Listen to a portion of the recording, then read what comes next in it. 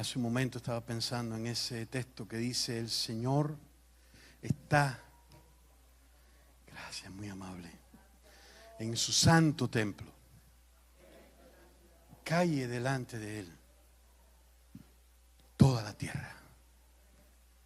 Es como un mensaje de advertencia, de exhortación, de ánimo al mismo tiempo, de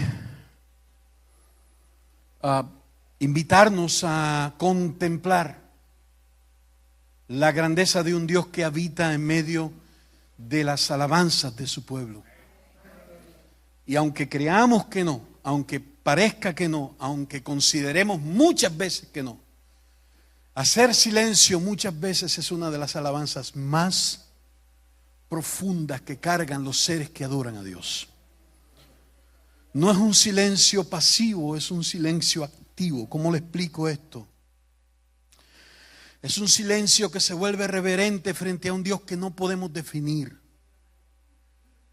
que no podemos calcular, que nos sorprende. Que aún siendo nosotros, como dice la canción, aún pecadores, Él pensó en nosotros. Él pensó en nosotros antes de la fundación del mundo.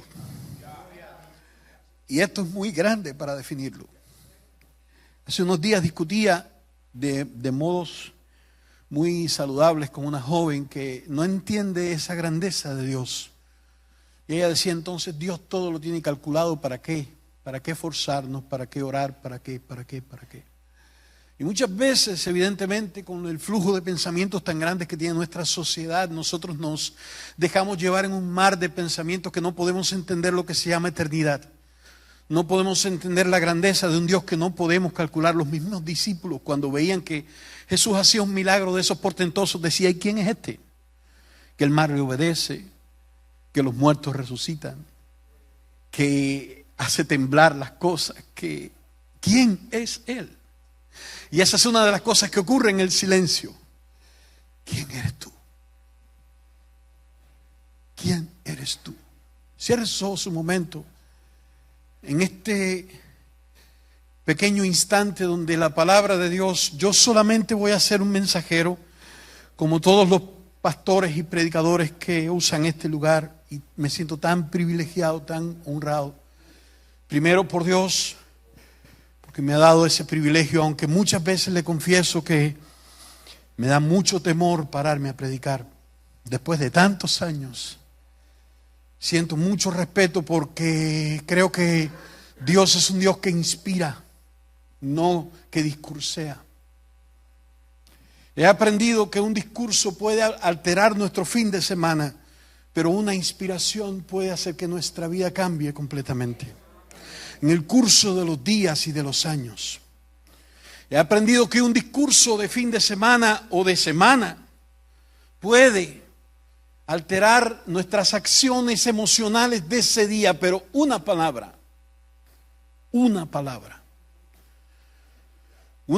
que sale de la boca de Dios está diseñada para nunca regresar vacía. Está diseñada para hacer como hace la lluvia, la nieve y los elementos naturales que Dios envía para que la tierra produzca fruto. Y nosotros estamos aquí por esa palabra. No por Roberto, no por el pastor, no por su esposa, no por un sistema. Estamos aquí porque lo que nos sostiene en un mundo tan adverso es la palabra de Dios. Es el Dios que nos ha prometido amarnos, cuidarnos, respetarnos, bendecirnos, levantarnos, ayudarnos, sanarnos, sostenernos, guiarnos, abrazarnos. Jireh, El Shaddai, Elohim Adonai. El Dios que cantábamos hace un rato, que se nos sacaban los nombres y las palabras para definirlo. Cierre sus ojos un momento. Yo le voy a leer un salmo. Pero vamos a usar el sistema antiguo. El sistema antiguo la mayoría de la gente no sabía leer. Y ellos tenían que recurrir al elemento de que una persona más letrada les leyera la escritura. Pero al ellos escuchar, tenían la capacidad de dejar que sus pensamientos, sus ideas volaran en una imaginación fértil para creer que ellos estaban dentro de la palabra. Y uno de los recursos que más se nos ha limitado en este tiempo es el escuchar la palabra de Dios. El oír, porque déjeme decirle, la fe se alimenta por el oír la palabra de Dios. El oír la palabra de Dios. Cierre sus ojos un momento. Yo tengo un salmo bello y vamos a los próximos minutos, 30, 40 minutos, vamos a estar en este salmo. Yo no soy de esos predicadores que hablan mucho del título del mensaje, pero hoy les quiero dar un título porque a mí me ha servido tanto y es mi estilo. Yo tengo mi propio estilo y abogo porque cada cual tenga su propio estilo, porque eso es lo más bello que puede tener una persona. No dejarse guiar por lo que piden los demás, sino dejarse guiar por el Dios que le ha dado una gracia para hacer lo que debe hacer. No digo que mi estilo sea el mejor o el que yo venda como algo que la gente tiene que hacer. No, yo respeto lo que Dios hace con cada cual, pero también respeto lo que Dios me dio a mí. Me siento tan cómodo al hacerlo de esta manera porque no tengo que imitar a nadie, aunque sí tengo que imitar el carácter y la gracia que portan muchos hombres, pero no la manera en que lo hacen, que es muy diferente. Sus ojos cerrados, viaje conmigo al quizás 2600 años atrás, el 600 antes de Cristo.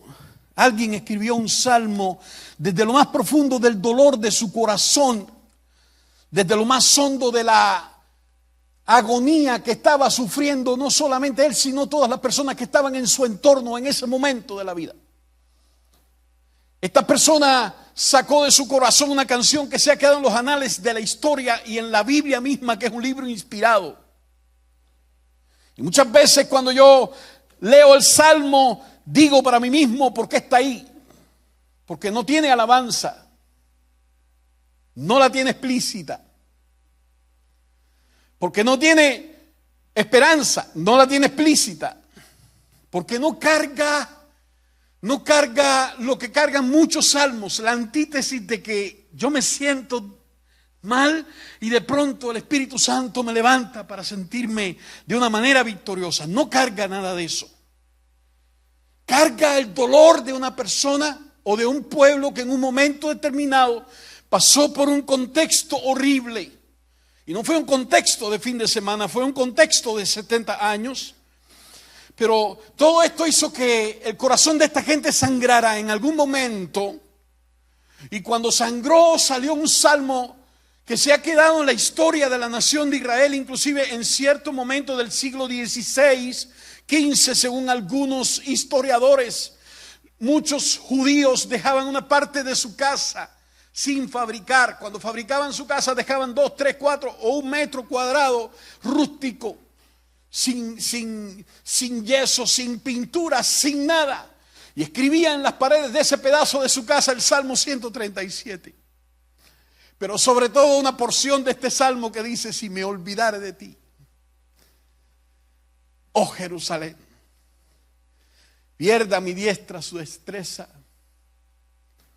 y mi lengua se pegue a mi paladar. Allá, dice el salmo. Cierre sus ojos, viaje conmigo. Si quiere puede sentarse, puede hacerlo con libertad. Pero dejemos que el Espíritu Santo inserte esta palabra en nuestro corazón. Que la ponga como una semilla y que nos permita viajar en ella esta mañana, disfrutarla. Como les dije hace un rato, les voy a decir que yo creo que para mí funciona este maravilloso título: yo en la tierra de los extraños. Dígase a sí mismo: yo en la tierra de los extraños. Junto a los ríos de Babilonia, allí nos sentábamos y aún llorábamos, acordándonos de Sión. Sobre los sauces en medio de ella colgábamos nuestras arpas. Y los que nos habían llevado cautivos nos pedían que cantásemos. Y los que nos habían desolado nos pedían alegría, diciendo: cantadnos algunos de los cánticos de Sión. Imagínense en una condición contextual donde usted lo pierda todo y de pronto esté sufriendo el dolor de haber visto muerte, destrucción, desolación, y sentirse como precisamente como un exiliado, como de hecho muchas veces nosotros nos hemos sentido en este país. ¿Cómo cantaremos?, responde el salmista, cántico a Jehová en tierra de extraños. Si me olvidare de ti, oh Jerusalén, pierda mi diestra su destreza, mi lengua se pegue a mi paladar, si de ti no me acordare. Si no enalteciere a Jerusalén como la preferente o como el preferente asunto de mi alegría, oh Jehová. Recuerda contra los hijos de Edom en el día de Jerusalén, cuando decían: arrasadla, arrasadla. Acuérdate, Dios, de esto, hasta los cimientos. Hija de Babilonia la desolada, bienaventurado el que te diere el pago de lo que tú nos hiciste. Dichoso el que tomare y estrellare tus niños contra la peña.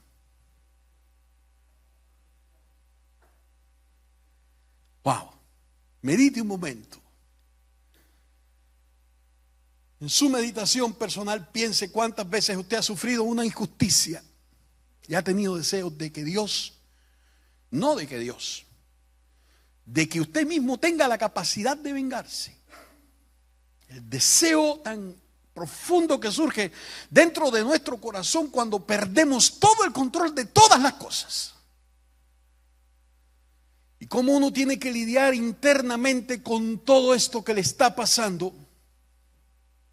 Y cómo uno tiene que mirar un poco más al frente para cargar consigo una esperanza, que aquí no se habla de esperanza.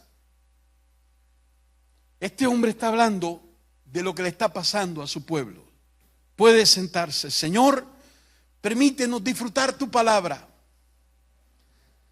La palabra gloriosa, la palabra que es viva, que es eficaz, que es más cortante que toda espada de dos filos, que ella penetra el alma, el espíritu, las coyunturas y los tuétanos, y logra poner en claro los pensamientos más profundos de nuestro corazón, logra discernir lo que cargamos dentro, logra aclarar nuestras actitudes, nuestros pensamientos, nuestras posiciones.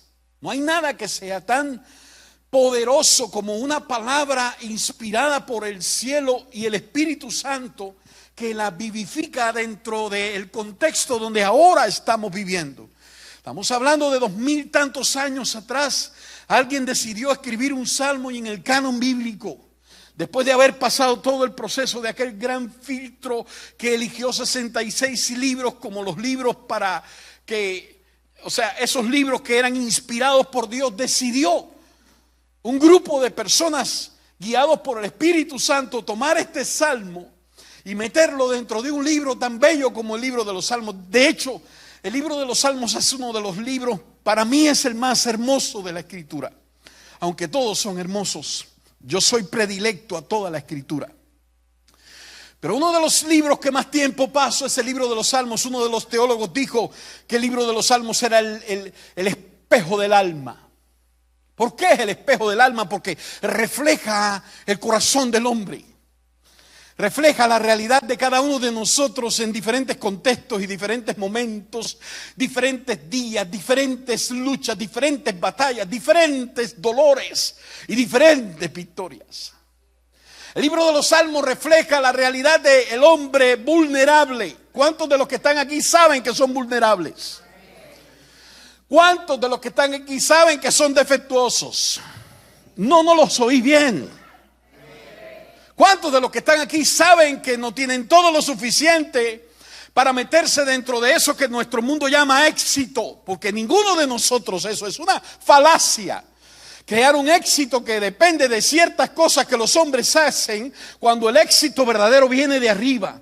Muchos de esta gente que cargan un éxito basado en cosas, en dinero, en propiedades, en títulos, en cosas que el hombre ha edificado por sí mismo, sufren el dolor de la soledad, sufren el dolor de la vida loca, de la vida sin fruto, de una vida llena de depresión, a veces de dolor, a veces con deseos de suicidarse. Cuando vemos el testimonio de muchas de esta gente, decimos, wow, ¿qué pasa con esto? Nos damos cuenta, nos confirma una vez más que de nada sirve. Si tenemos éxito sin Dios, tenemos que tener a Dios dentro de la ecuación de todo lo que hacemos. ¿Es malo? No es malo tener éxito, pero lo que es malo es intentar tener un éxito que nos produzca una alegría, una felicidad continua, cuando Dios es el único que produce esa felicidad perenne en el corazón del hombre. La felicidad no depende de lo que cargamos, de lo que alcanzamos, de lo que compramos, de lo que vendemos. La felicidad depende de la gloria del Dios que habita en nosotros, que cambia todo nuestro contexto, que varía todas las cosas, que nos ayuda a vivir, que nos ayuda a pensar, que nos ayuda a ganar, aunque no tengamos un peso en el bolsillo. Pero nuestro mundo hoy más que nunca, ayudado por todos los medios, ayudado por la corriente que nos está tratando de hecho de educar, y dicho sea de paso, todos nosotros estamos tratando de ser educados por ese sistema. Se llama arquitectura social, donde todos nosotros, sin querer, frente a un televisor, frente a una computadora, frente a un teléfono, frente a cualquier medio de difusión masiva, estamos siendo educados sin querer por un sistema que nos inspira, nos trata de inspirar a aceptar cosas que no debemos aceptar, pero las aceptamos como normales. Después que pasan 30, 40 años, cambia toda una generación. Francia no es lo que era Francia.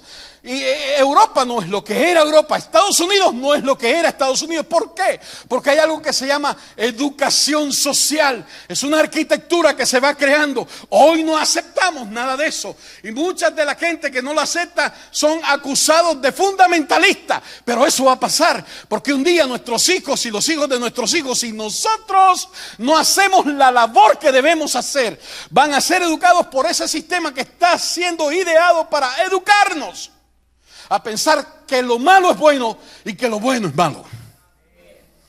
Ese sistema está para eso. Estamos dentro de todo este cúmulo de ideas y de cosas. Yo creo que traigamos este salmo a la realidad de nosotros hoy, que lo traspolemos, que tomemos de los principios que tenemos que tomar, porque la palabra de Dios no envejece. Envejecen los tiempos, envejecen las sociedades, envejecen los edificios, envejece nuestro cuerpo, pero la palabra de Dios permanece para siempre. Y como es algo que permanece para siempre, nosotros tenemos que tener la confianza de que ella tiene la capacidad suficiente para ministrarnos, para enseñarnos, para educarnos. Escúchenme los jóvenes que están sentados en esta sala. Si no han ido a una universidad todavía, cuando usted entre en una universidad, usted se va a encontrar con un maestro que va a tratar de lavarle su cerebro, y le va a decir que eso de Dios no existe, que eso de Dios es una mentira. Si usted no se prepara ahora, si usted no se deja instruir en este tiempo, si ustedes padres siguen dejando que sus hijos jueguen con sus teléfonos mientras ellos tienen que buscar a Dios, si ustedes padres siguen dejando que sus hijos se entretengan mientras ustedes están disfrutando de un buen domingo de alabanza, un día se van a despertar con un hijo que les va a decir: no creo en Dios. Y usted va a decir: ¿pero por qué? Porque usted no tuvo la capacidad de ponerlo, de sentarlo, de instruirlo, de educarlo, de ponerlo en una mesa y enseñarle la palabra de Dios. Esto no es magia, no se trata de magia, no confíe en la magia. La magia no es una cosa real. Lo que es real es que Dios nos ha llamado para que nosotros seamos luz para los demás, bendición para los demás, vida para los demás, instrucción para los demás. La palabra de Dios es poderosa para crear vida, para instruir, para cambiar, para transformar. No crea que porque ellos están cerrados en 4 paredes, ellos están seguros. Porque yo tengo muchos amigos que sus hijos han empezado en la universidad y me han venido a decir: ahora mis hijos tienen problemas. Mis hijos no piensan lo que yo le enseñé. Mis hijos no piensan lo que nosotros le dijimos. Mis hijos no piensan lo que escucharon en la iglesia. Puede que nos pase eso. ¿Por qué nos está pasando? Es la gran pregunta. ¿Por qué nos puede estar pasando? Porque vivimos en un sistema diseñado para enseñar lo incorrecto en todos los sentidos de la vida. Desde la televisión, los teléfonos, el internet, la universidad, todas las escuelas. Pero ¿cómo luchar? ¿Cómo navegar? ¿Cómo ir en contra de un sistema que es tan poderoso, que tiene tanto poder? Necesitamos algo que sea más poderoso que el mismo sistema. Que el mismo sistema. Óigalo bien. Necesitamos un arma más poderosa que el mismo sistema. De otra manera no vamos a poder vencer. Tengo padres, amigos míos, que han aceptado que sus hijos han cambiado de sexo. Y no es que yo tenga un problema con esto, aunque sí lo tengo. Por favor. Pero ellos, en el transcurso de los días, de los meses y de los años, han cedido en su integridad. Han comenzado a aceptar posiciones, situaciones y cosas que no debieron hacer. Porque una cosa es que sus hijos hayan tomado su decisión, otra cosa es que ellos se dobleguen ante la estatua de Baal. Son dos cosas totalmente diferentes. Y lo único que Dios, escúcheme bien, el Señor nos está pidiendo a nosotros que sepamos teología. No. Él no nos está pidiendo que nos hagamos doctores o masters. Él no nos está pidiendo que hagamos cosas extraordinarias para aceptarnos. Dios lo único que pide de nosotros es una fe sólida. Es una fe que tenga una brújula clara, una brújula con un norte que no se mueva, una brújula con un norte que no se cambie, una brújula con un norte que nos dice todo el tiempo: ese es el lugar correcto, ese es el Dios correcto, esta es la vida correcta, esta es la pasión correcta, esta es la persona correcta. Él no pide más que eso, porque sin fe agradar a Dios. Cuando digo esto, solamente quiero que nosotros vayamos al Salmo y saquemos principios. Les pongo un ejemplo. La palabra de Dios en Timoteo dice que toda la escritura es inspirada por Dios. ¿Sabe qué es una inspiración? No es un discurso. Hay una diferencia entre un discurso y una inspiración. Una inspiración es algo que es soplado, algo que Dios saca de su boca. Bien, un discurso tiene palabras, tiene enseñanza, tiene un montón de cosas. Pero el discurso, como dije hace un rato, es algo que perdura por un momento. Una palabra inspirada se clava como los clavos de los predicadores que le hablan a sus congregaciones. La palabra de Dios es eso. Está diseñada para inspirarnos a vivir. ¿Somos defectuosos? Todos compartimos que somos defectuosos. ¿Cuántos dicen amén? ¿Cuántos discutieron esta mañana con su esposa? Nadie dice amén. ¿Cuántos le dieron 2 nalgadas a su hija o su hijo antes de salir? Nadie dice amén. Quizás es un amén. Yo no estoy. Ahora son preguntas retóricas. Preguntas que yo me estoy haciendo a mí mismo y usted debe contestárselas para sí mismo. ¿Cuántos de nosotros sabemos que esta semana no nos fue bien en algunas actitudes que tuvimos? Todos lo sabemos. Todos hemos tenido que luchar a veces con el mal genio o con la desesperación o con el desánimo o con un montón de cosas que nos ocurren en nuestro entorno. Eso nos hace inaceptables delante de Dios. Les pregunto, ahora sí es una pregunta para usted, ¿nos hace inaceptables delante de Dios? No. ¿Por qué razón? Porque somos seres humanos. Nosotros no somos dioses. Dios nos creó con la vulnerabilidad capaz de depender de Él. Con la vulnerabilidad suficiente como para no vivir autónomos, haciendo las cosas por nosotros mismos. Y yo mismo soy, y yo mismo puedo, y yo mismo quiero, y yo mismo hago, y yo mismo planifico, y yo mismo sueño, y yo mismo tengo, y yo mismo. Y es un egocentrismo muy profundo sobre yo mismo. Dios nos creó gente vulnerable. Y la única manera de poder tener una relación, escuche bien, saludable con Dios, lo quiero repetir porque esto es importante. La única manera de tener una relación saludable con Dios es entendiendo que yo soy un ser humano, que soy vulnerable, que necesito de Él, que soy débil en muchas ocasiones, que soy en muchas ocasiones una persona que se desanima, que pierde la fuerza, pero eso me hace acercarme a Él. Él no está buscando la adoración de gente que se cree Dios. Él no está buscando la adoración de gente que cree que es fuerte. Él no está buscando la adoración de gente que cree que son más que vencedores por su propia cuenta. Él está buscando la adoración de gente que depende de Él para adorarle, para buscarle, para amarle, para servirle, y que están en el proceso del crecimiento y de la transformación, que aceptan ese proceso, que aceptan el proceso de ser transformados, de venir un domingo y escuchar una palabra como la que escucharon el domingo pasado. ¿La apuntó? Le pregunto, porque una de las frustraciones de todos los predicadores, o bueno, de los mejores, de los más responsables, es que su congregación no tenga atención de lo que ellos dicen. Pero la atención no es el aplauso de ese día, es que eso se clave en su corazón como un clavo. Es que usted recuerde que por lo menos una idea de lo que pasó el domingo pasado, por ejemplo, cómo Dios nos inspiró o nos trató de inspirar el domingo pasado. Vamos, ¿tiene una idea? Bueno, algunos dicen que sí, yo les creo.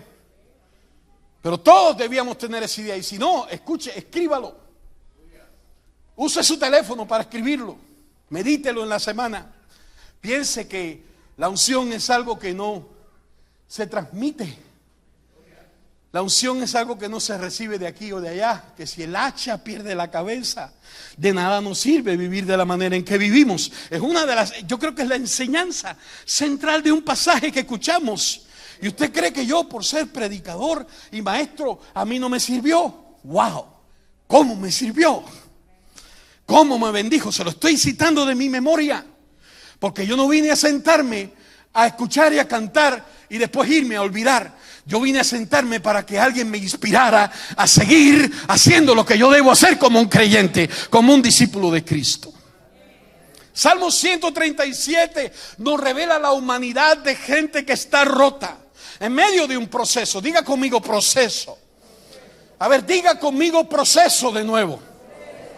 Todos nosotros estamos siendo transicionados.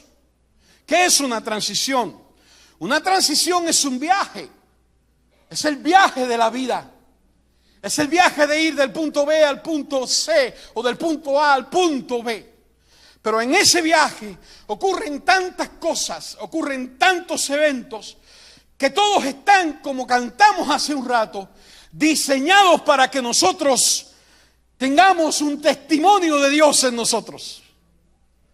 No por gusto, no porque Dios quiere que suframos, porque quiere que nos flagelemos, porque quiere que seamos gente que esté llorando por todas las esquinas, sino porque cuando miremos atrás, veamos los niños que éramos, los inmaduros que éramos, los problemáticos que éramos, los chismosos que éramos, lo poca cosa que éramos, y cuando nos miremos ahora digamos, wow, como Dios me ha cambiado, como Dios me ha transformado. Yo no soy la misma persona, yo no tengo el mismo matrimonio, yo no tengo la misma concepción o visualización de la vida. Yo no tengo la misma relación que tenía anteriormente con mis amigos como la que yo tengo ahora. ¿Y por qué es todo eso? Porque yo estoy siendo transicionado en una vida de fe, donde la propuesta es que todos No es que uno, es que todos. Diga conmigo todos.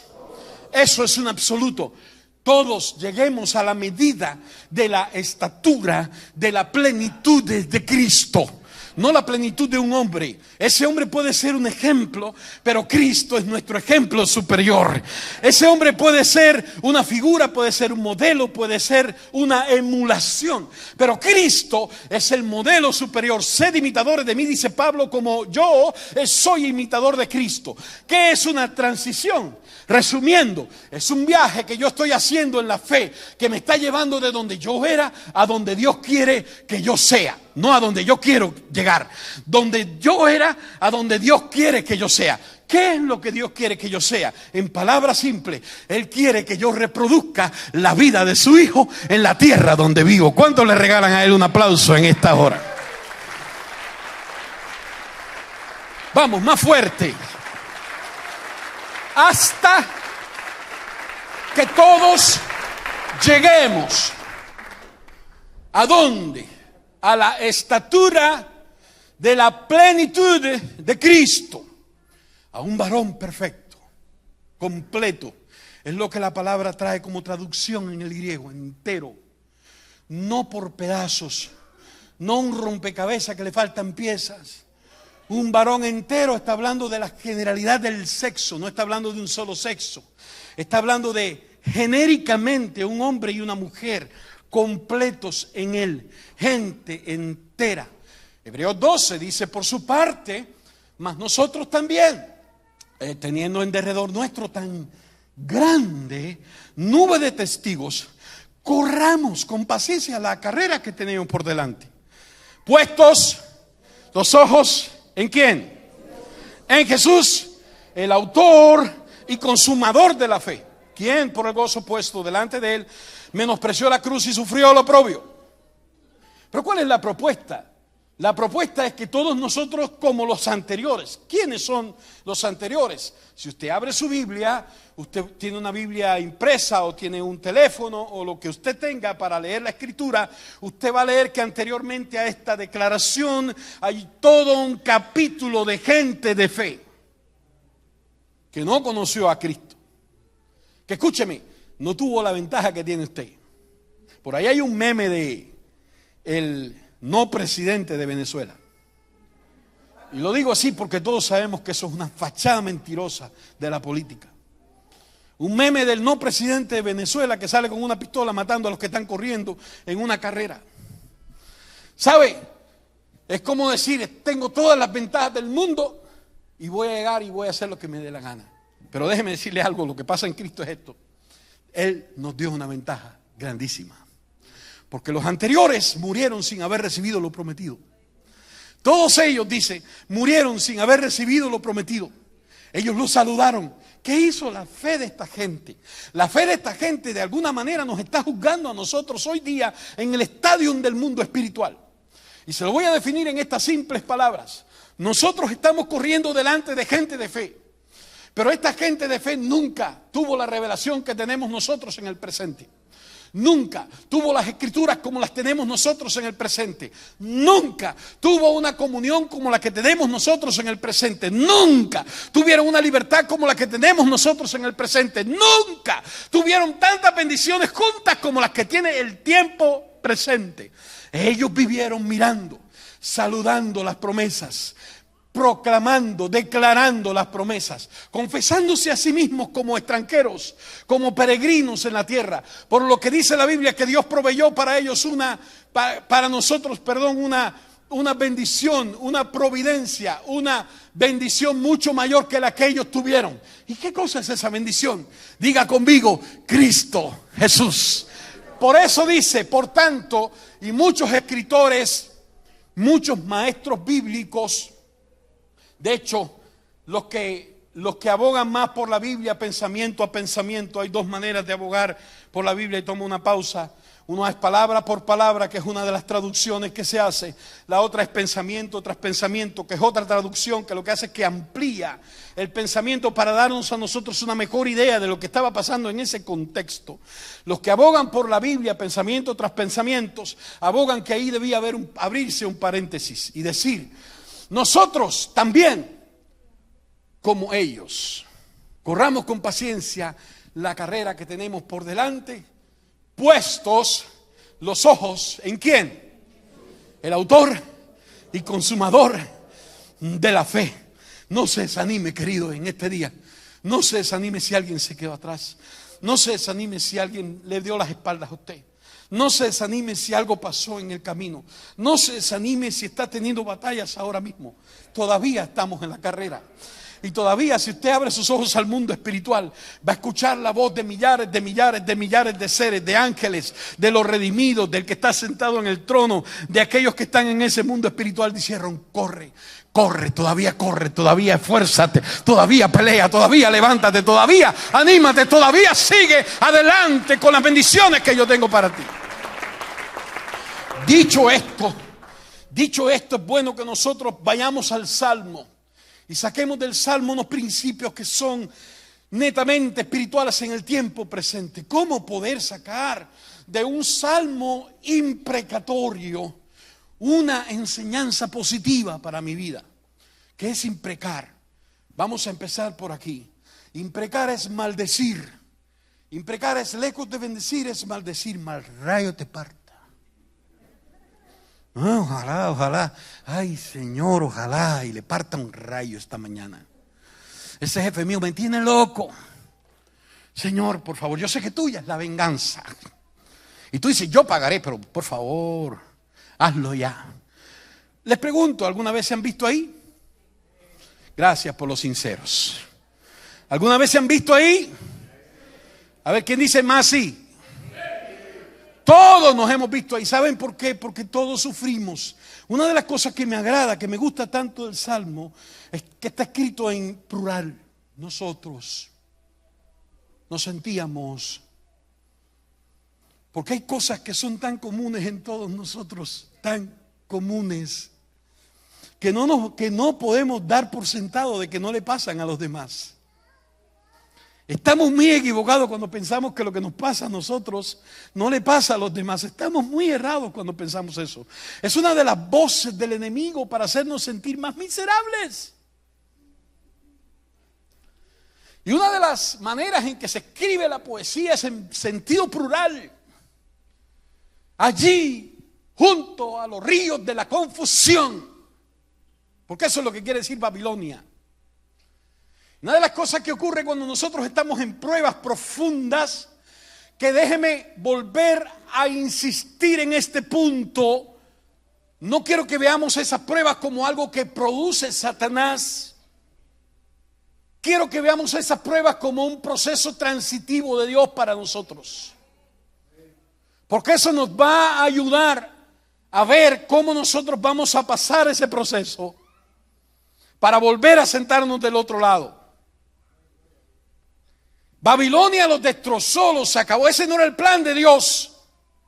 Si usted lee Jeremías, si lee Ezequiel, lee parte del libro de Isaías, lee parte de los profetas menores, usted se da cuenta de que Dios le advirtió a esta gente que Él los quería librar de la idolatría. Para ponerlos en contexto, esta gente venían de Israel, de lo que quedó de Judá.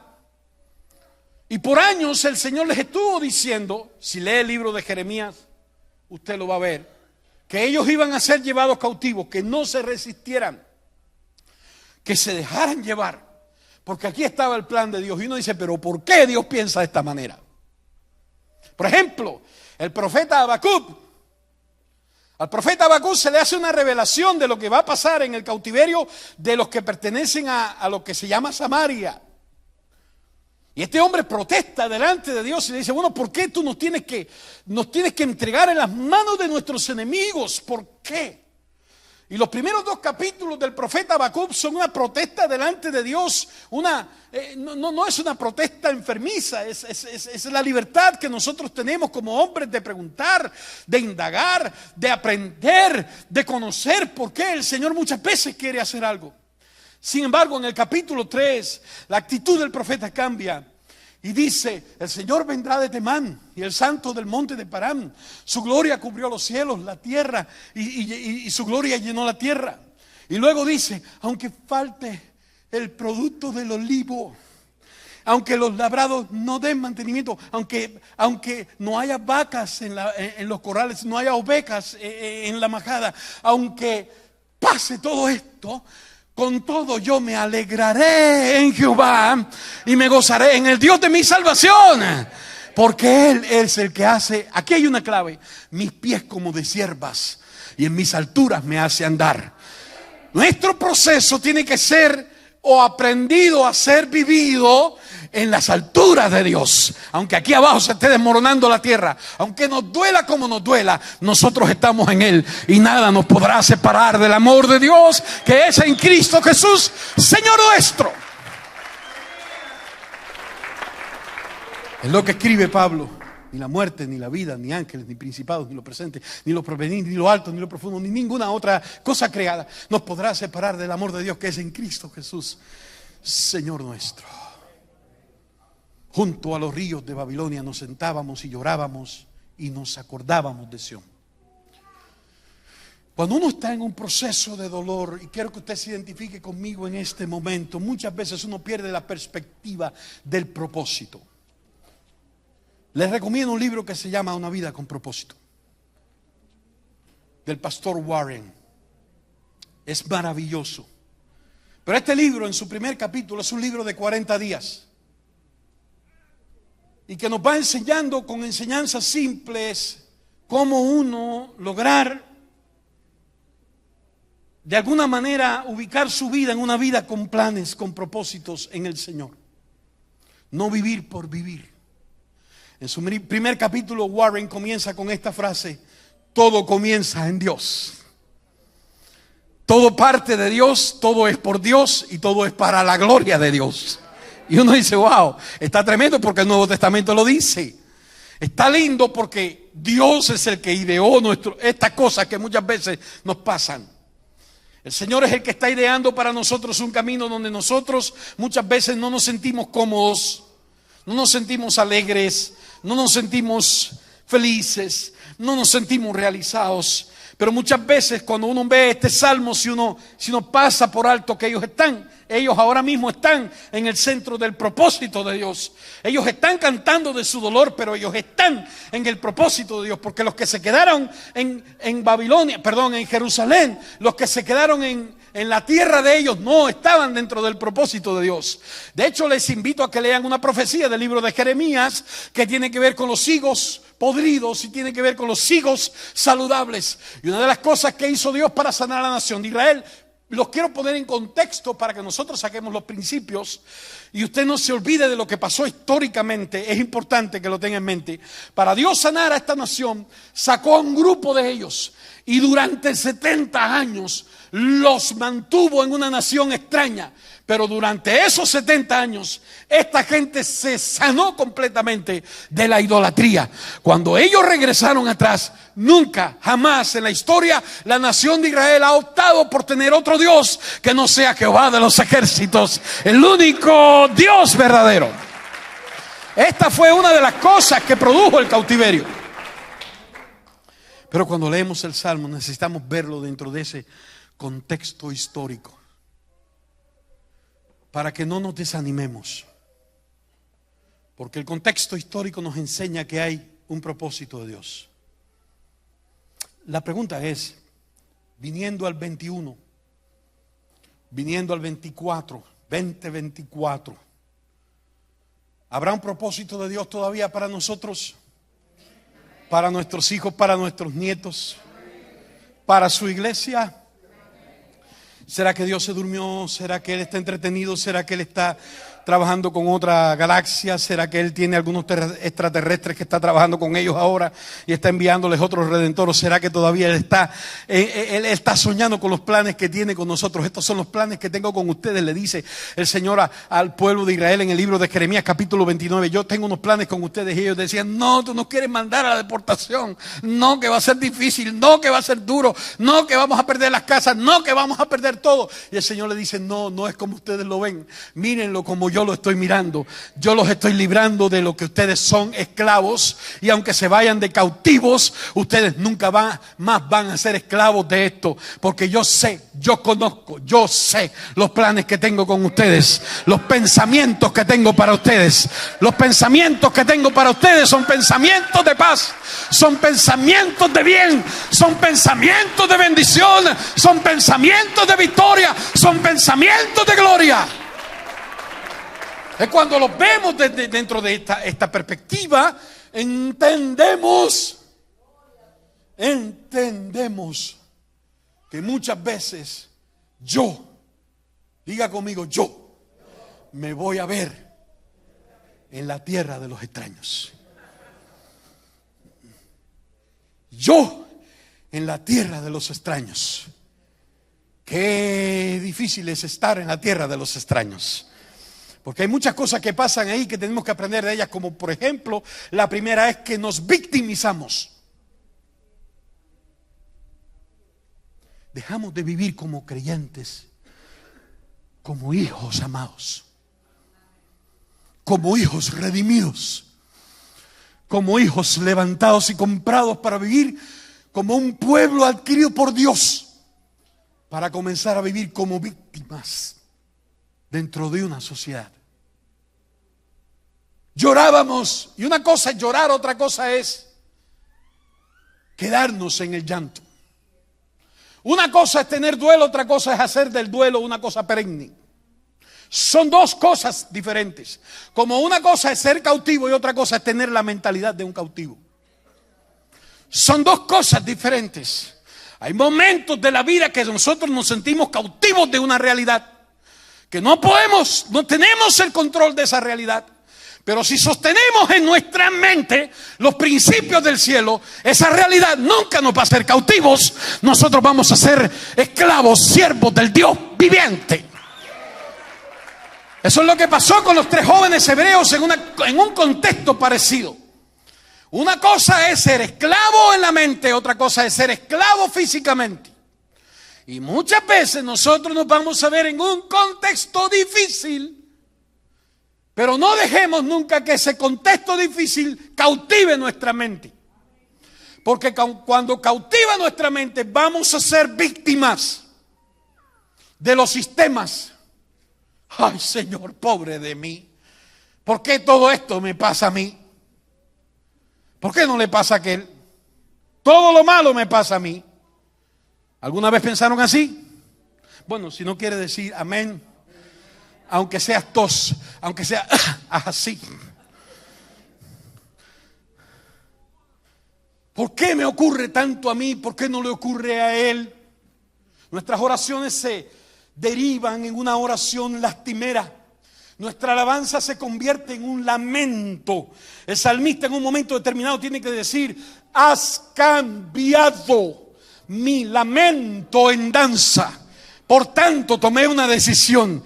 Por tanto, cantaré a ti, gloria mía, y nunca estaré callado. Desataste mi cilicio, rompiste mi esclavitud y me ceñiste de alegría. Eso requiere que yo viva a la altura de aquello que yo he sido ceñido, no a la altura de aquello que me cautiva. Si tú decides vivir a la altura de tus cautivadores, tú vas a cantar el canto de tus cautivadores.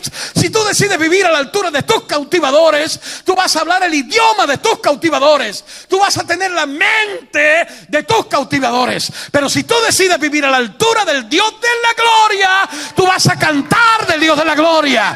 Tú vas a vivir en la altura del Dios de la gloria. Tú no te vas a victimizar. No te victimices. Este es un día para decir: no voy a actuar más como una víctima en mi matrimonio. La culpa es de este marido horrible que me has dado. Ay, si yo no lo tuviera a él.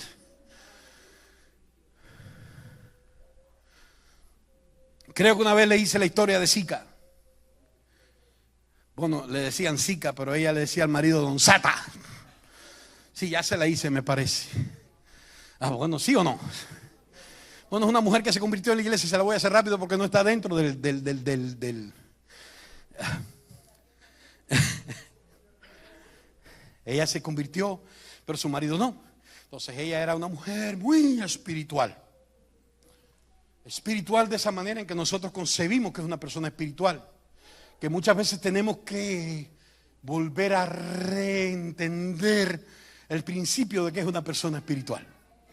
Pero ella oraba 24 horas al día y podía, si podía añadirle 2 días más a la semana, ella se metía en ayuno y oración todos los días de los 9 días de la semana si existieran.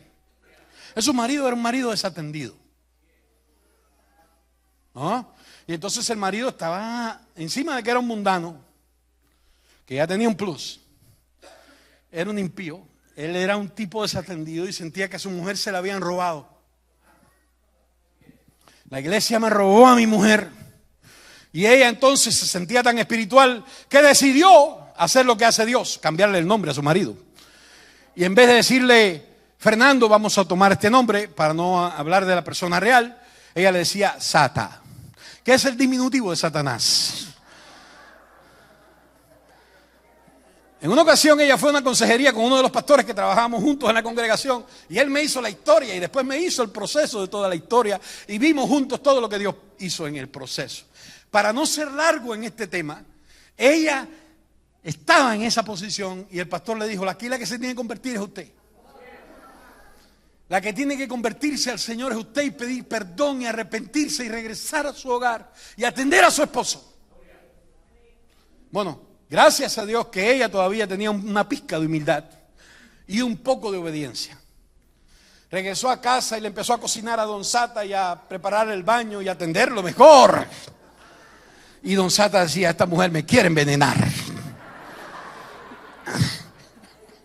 Ahora se puso peor la cosa.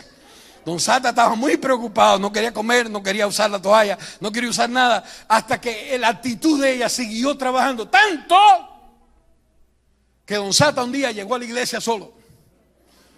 Se arrodilló y dijo, yo quiero recibir a Jesucristo. ¿Y tú quién eres? Yo soy don Sata. Yo soy don Sata. Y he visto a Cristo en la actitud de una mujer que no decidió vivir conforme a los parámetros de esta tierra, sino que decidió vivir conforme a los parámetros del cielo. Alabe al Señor si usted quiere en esta hora. No te victimices. No te victimices. Uno de los problemas que tienen los adictos es que se victimizan todo el tiempo. Créame, porque yo he trabajado con ellos.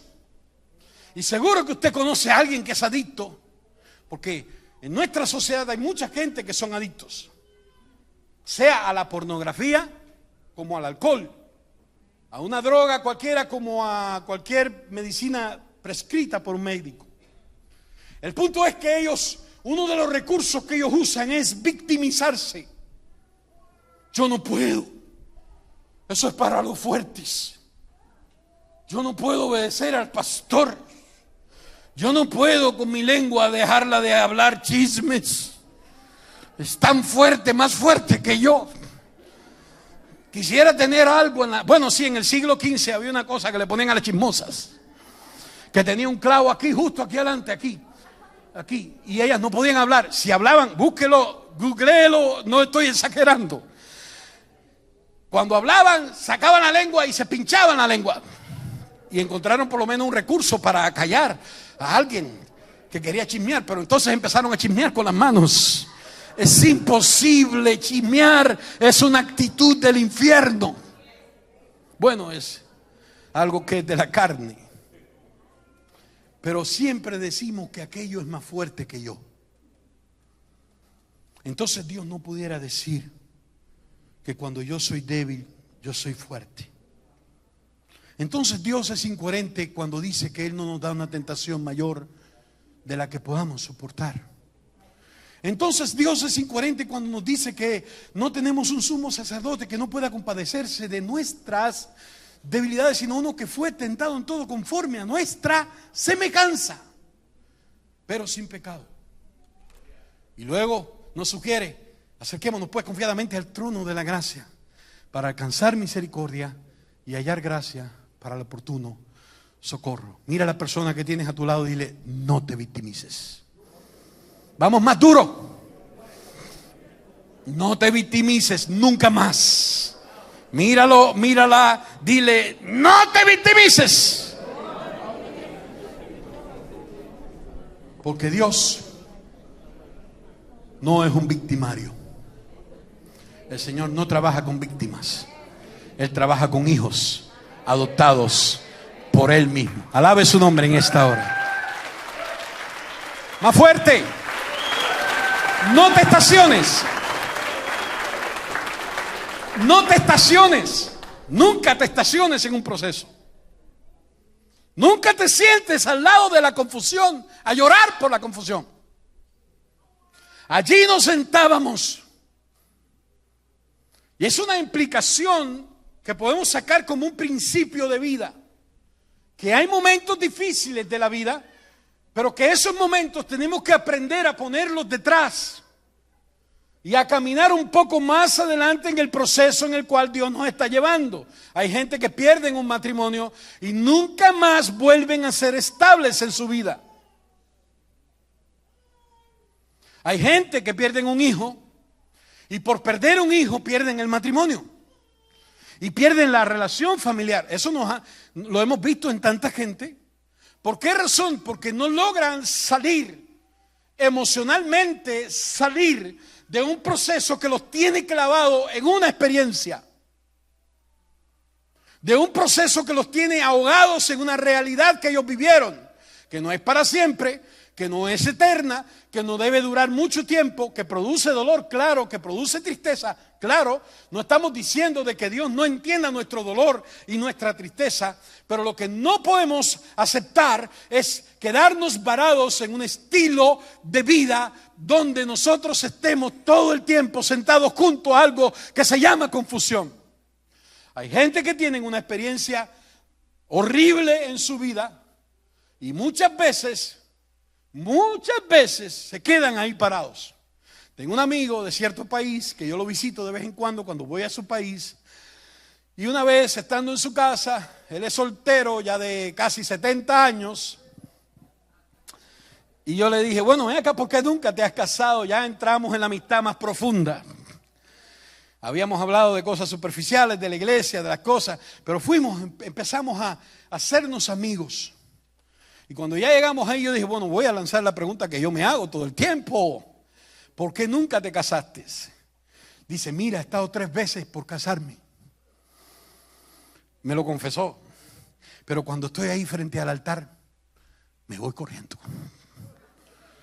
Y yo le dije, ¿qué? Estamos hablando de un cristiano, no estamos hablando de una persona que no tiene a Cristo. Estamos hablando de una persona traumatizada. Y yo le dije, ¿pero por qué? Dice, muchacho, llego allí cuando yo veo las flores y veo la boda y hago todos los gastos que tengo que hacer.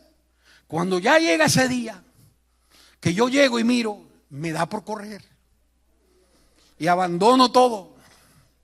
Hasta el punto que ya decidí no casarme. Yo le dije, ¿pero por qué? ¿Tú estuviste casado? ¿Tienes hijos? Sí, claro, tengo hijos, pero mi primera mujer, ay papá.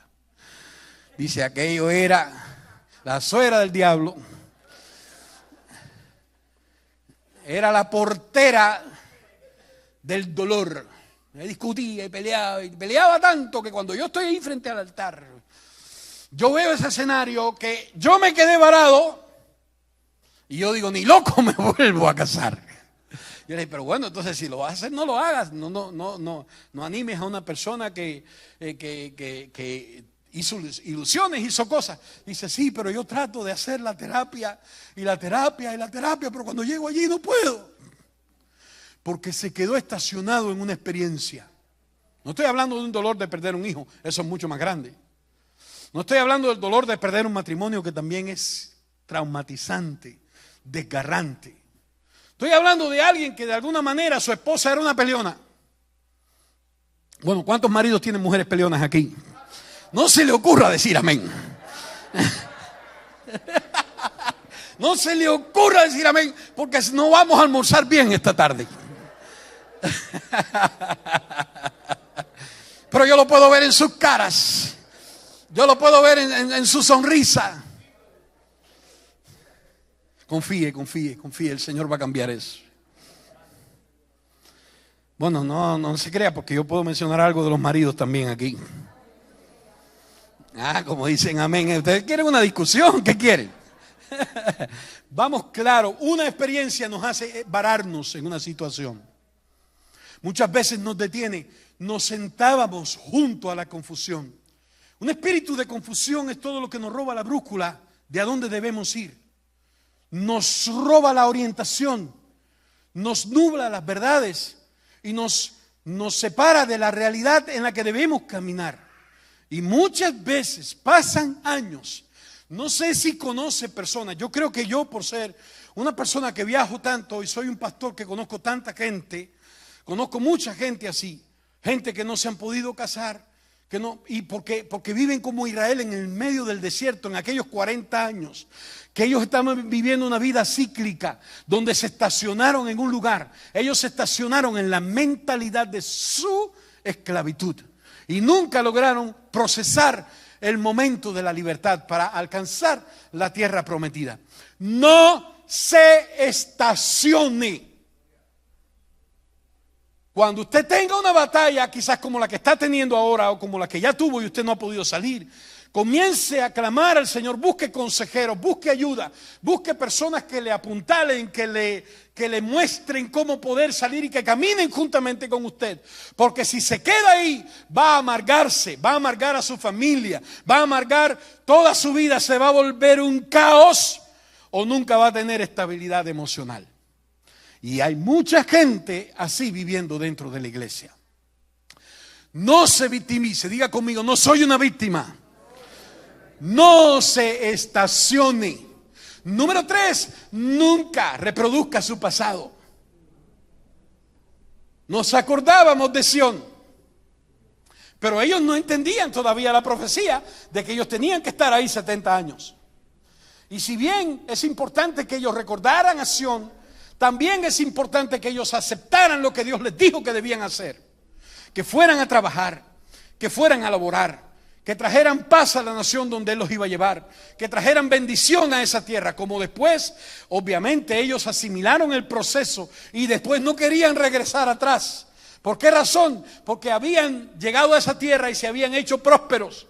Porque la bendición y la prosperidad de Dios, escúchelo, escuche esta parte, la bendición, la prosperidad de Dios, los planes de Dios nunca están que nosotros tratemos de reproducir el pasado. Siempre están en que nosotros pongamos los pies en el presente y veamos que Dios tiene un plan para nosotros en el ahora y en el mañana. Regálele su aplauso a Dios en este día. Alabe su nombre, más fuerte. Ya casi termino. Ya casi termino. Es un casi. Nunca se estacione. Nunca reproduzca el pasado. Ay, hay gente que enviudó. Y he tenido casos así.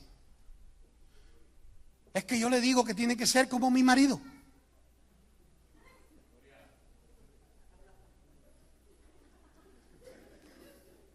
Sí,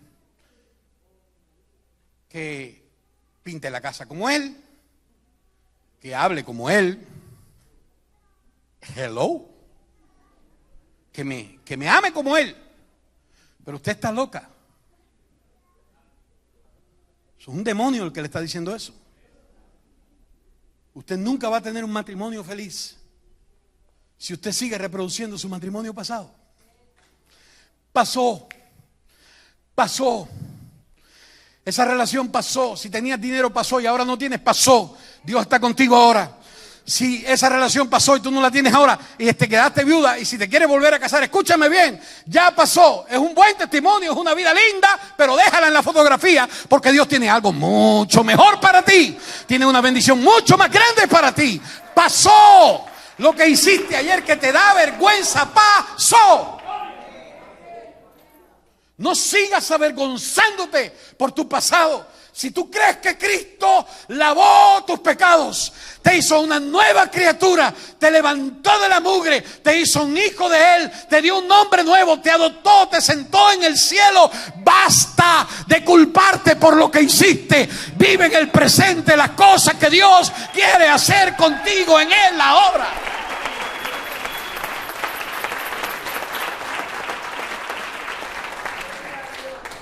Hay gente que se limita al ministerio, el servicio, el poder predicar, el poder enseñar, el poder levantarse, porque todo el tiempo los persigue una nube del pasado. Porque todo el tiempo los persigue un espíritu de acusación. Porque todo el tiempo los persigue un espíritu de que tú no vales para nada. Tú no eres igual que ellos. ¿Quién dice que yo no soy igual que ellos? Todos venimos del mismo lugar. Venimos de la misma piedra. Venimos de la misma montaña. Dios nos arrancó de allí y Él nos hizo para Él vasijas agradables, vasijas llenas de su Espíritu Santo. Él puso el tesoro en un vaso de barro. Puso el tesoro en un vaso de barro. Nunca reproduzcas el pasado, ni tan siquiera el día de ayer.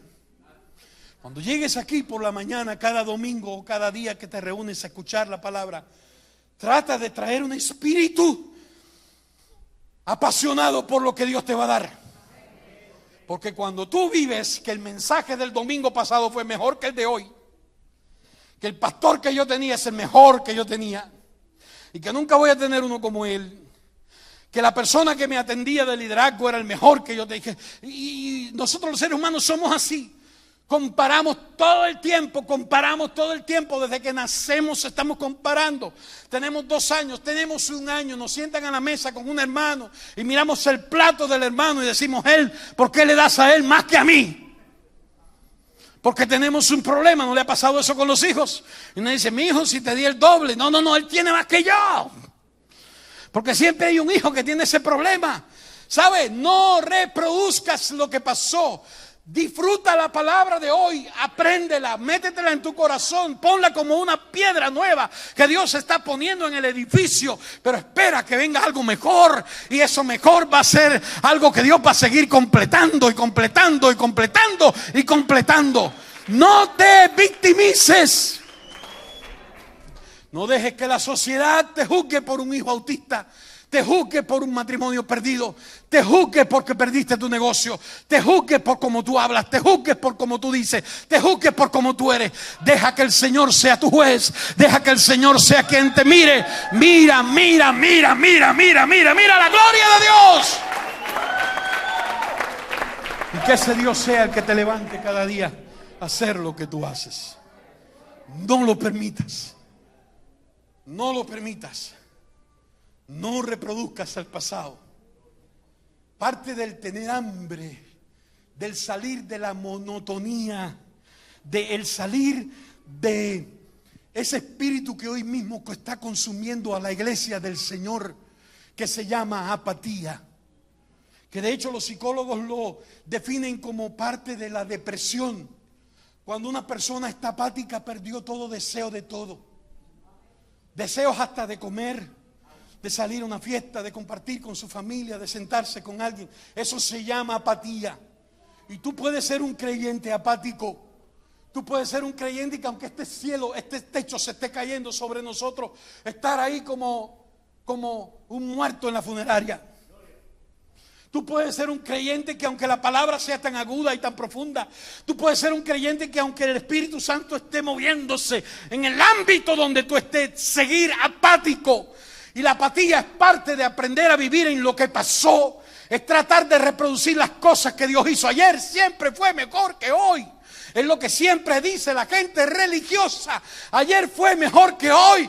La gloria pasada era tremenda. El templo era glorioso. Nunca vamos a tener una cosa así. Y cuando ellos vieron los cimientos y cuando vieron a aquellos albañiles poniendo la plomada, dijeron: nah, eso no va a servir. Este no va a ser igual que el otro. El templo primero era tremendo y se tiene que parar Dios en medio de ese público a través de un profeta y decirles: párense ahí, cállense su boca, porque la gloria postrera de esta casa será mayor que la gloria primera.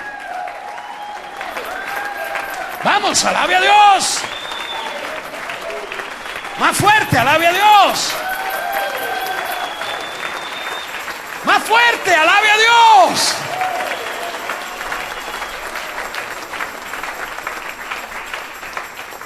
Muchas veces Dios se tiene que parar a parar nuestras ignorancias. El escritor de Eclesiastés Escribe en el ocaso de su vida, en el ocaso de su vida, perdón, es uno de los libros que más me cautiva, porque estamos viendo un hombre de éxito, éxito de verdad. No estamos viendo a un Elon Musk, estamos viendo un tipo que tenía multimillones. Estamos viendo un hombre que Dios lo bendijo porque tenía la bendición de Dios. Estamos viendo un hombre que tuvo sabiduría. Lo que persiguen todos los hombres, miren todos los hombres lo que persiguen. Ellos persiguen el dinero, persiguen las posesiones. Miren el que se quiere postular como presidente. Miren hasta dónde ha llegado. ¿Por qué está persiguiendo tanto la presidencia? Y no estoy hablando de política ahora. Estoy hablando de una persona que ha tenido opulencia, que ha sido multimillonario, que ha tenido todo lo que ha querido, pero le falta una cosa. ¿Qué cree usted?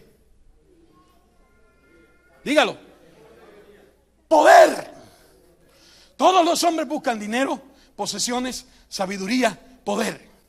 Son las 4 persecuciones más grandes. Cuando un hombre tiene sabiduría, necesita tener dinero. Cuando un hombre llega a tener dinero, necesita ir al otro escaño, al otro lugar, donde se sienta más lleno. Esto lo tenía Salomón. Tuve todo lo que quise. Tuve todas las esposas que quise. No se anime, porque una sola es un problema. Imagínense 1000, son 1000 problemas. Como un árabe que allá en Jordania le pregunté, ven acá, ¿tienes varias esposas? Porque a mí me gusta preguntar en las calles. El que pregunta siempre sabe. Me dice, bueno, yo tengo 2. Yo le dije, sí, tienes 2. Y como tú lidias con 2 suegras, le dije.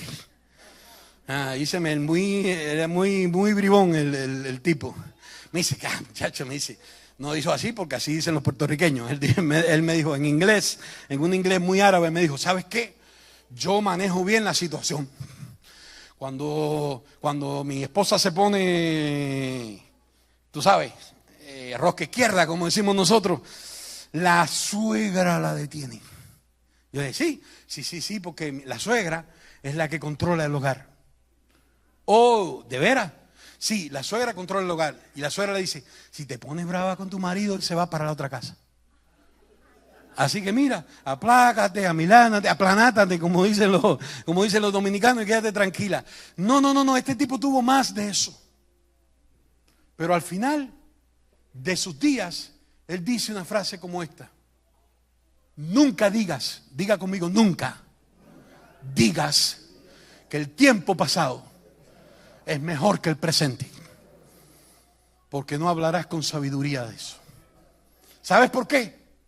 Porque cuando yo pienso que lo que Dios hizo allá es mejor que lo que está haciendo aquí, yo estoy pensando que mi Dios es tan limitado que no puede superar la gloria que Él me ha prometido, que va a ser de gloria en gloria y de victoria en victoria.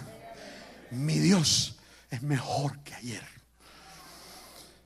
Y eso es una de las cosas que yo aprendo en la tierra de los extraños. Voy a decirles un último, 2 puntos más, pero voy a decir bien rápido. Nunca cantes la canción que se te proponga. Nunca cantes porque otro canta. Y ahora estamos incluyendo la vida de adoración. ¿Cuántos aquí son adoradores? A ver, levanta la mano. Yo quiero estar seguro de que todos son adoradores, de que todos se sienten adoradores, de que todos se saben adoradores. Esto no depende solamente de los que cantan y de los que ministran. Esto es todos los que estamos aquí somos adoradores. Y nuestra vida total es una adoración continua a Dios. Entonces, esta gente le estaban proponiendo cantar, pero ellos dijeron, no voy a cantar. Nunca cantes la canción que te pide tu enemigo. Cuando usted lee el contexto y lee los escritores y lee los comentarios de este salmo tan bello, usted se da cuenta de que la actitud de esta gente no fue una actitud de negar cantar a Dios, si fue una actitud de no entretener a sus cautivadores, de no trabajar para que ellos sintieran que estos eran esclavos de ellos. De hecho, yo no sé si usted sabe que en los 70 surgió un grupo en Jamaica que sacó este salmo a la palestra pública y todos cantaban. Yo era un muchachito, bueno, no era tan muchachito, Bueno, sí era un muchachito porque todavía soy jovencito. No sé ni qué decirle. Cuando digo esto me siento mal porque ya estoy llegando a los 60 y estoy preocupado. Estoy muy preocupado. Mi esposa está más preocupada que yo. Pero bueno, ese no es el tema aquí. El tema es que sacaron una canción que decían By the river of Babylon, where we sat down everywhere. ¿Sabe? Es el Salmo 137. Se volvió famoso porque el grupo que le puso música estaba haciendo una protesta en contra de su gobierno. Esa fue la razón por hacer la canción. Porque es una canción de protesta. Yo estoy aquí, pero no voy a ser tu esclavo. Qué lindo, ¿eh? Estoy aquí, pero no voy a ser tu esclavo. Tú me trajiste de esclavo, pero yo sirvo a un solo Dios. Mi canción no es para tus dioses. Mi canción no es para tu sistema. Mi canción no es para un político. Mi canción no es para un sistema humano. Mi canción es para el Rey de Reyes y Señor de Señores. Alaba el nombre del Señor. No dejes que tu salmo personal se convierta en una canción para tus cautivadores. Y vamos a ponerlo en un contexto más entendible. No compongas una canción a tu problema. No compongas una canción a tu dolor. Siempre que cantes, trata de hacerlo bajo la perspectiva de que tienes un principio fundamental. Y es el principio que hace girar todo en este salmo en torno a la verdad que se está diciendo. Si yo me olvidare de ti. Si me olvidare de Jerusalén. Y al decir Jerusalén, no está diciendo simplemente la ciudad, está diciendo todo lo que esto implica. Está hablando de Dios, está hablando de su relación con Dios, está hablando de su vida como creyentes, está hablando de todo lo que ellos son, de toda su identidad, de todo lo que ellos cargan como hijos de Dios. Si yo me olvidare de Jerusalén, pierda mi diestra su destreza y mi lengua se pegue a mi paladar. No quiero cantar, no quiero tocar. Si mis canciones se van a ir a cantar a mis problemas, si mis salmos se van a volver una oda a mis situaciones, si mi canción se va a volver una canción emocional o dominical, voy a ser una persona que viene y canta aquí, pero sigue amargada toda la semana. ¿Cuántos han tenido esa experiencia? Nadie dice amén. Bueno, yo la he tenido. ¿Dice alguien amén? Gloria a Dios. A veces uno vive en un momento donde Satanás está tratando de cambiar lo que hay en el corazón a través de una lectura, una enseñanza. Asimismo, como les dije, que nuestra sociedad tiene un momento o una enseñanza que está haciendo arquitectónicamente una enseñanza para llevarnos a un estilo de pensamiento. Lo mismo hace el enemigo. El enemigo está tratando de llevarnos a un pensamiento, y ese pensamiento es que se desvirtúe todo lo que hay en nosotros de Dios. Porque Dios te creó a ti para una cosa, Walfred, y a ti, Greti, para la otra, y a ti te creó, y a usted, y a cada uno de los que estamos aquí somos una creación única, independiente, que nadie se compara con nadie. Y en todos nosotros hay una cosa que es muy común, y eso se llama propósito eterno. Y cada uno de nosotros, aunque a veces nos sintamos en medio de la confusión, de las divergencias, de los ríos de Babilonia, necesitamos volver a enfocarnos por qué vivimos y para quién somos. Lo voy a repetir. Necesitamos reenfocarnos porque esta es la base de toda restauración y de toda renovación. El pastor estaba hablando el domingo pasado de renovación. Yo quiero cerrar este tema aquí en esta hora. La base de todo cambio, la base de toda renovación es que yo tenga una preferencia en mi vida. Es que en mi vida haya una persona que sea preferente, que haya un tema que sea preferente, que haya una canción que sea preferente, que haya un pensamiento que sea preferente. Si yo vuelvo mi problema preferente, Babilonia preferente, mis enemigos preferentes, mi problema económico preferente, mi situación de salud preferente, entonces eso va a sacar de mí un salmo que alabe ese dolor. Pero si mi Dios es mi preferencia, entonces ese Dios en medio de mi dolor va a sacar de mí una canción que no hable del dolor, sino que hable de Él en medio del dolor. Alabe a Dios. Más fuerte, alabe a Dios. Más fuerte, alabe a Dios, por favor. Yo necesito tener una causa preferente para vivir. Y les digo que mi causa preferente para vivir no son mis hijos.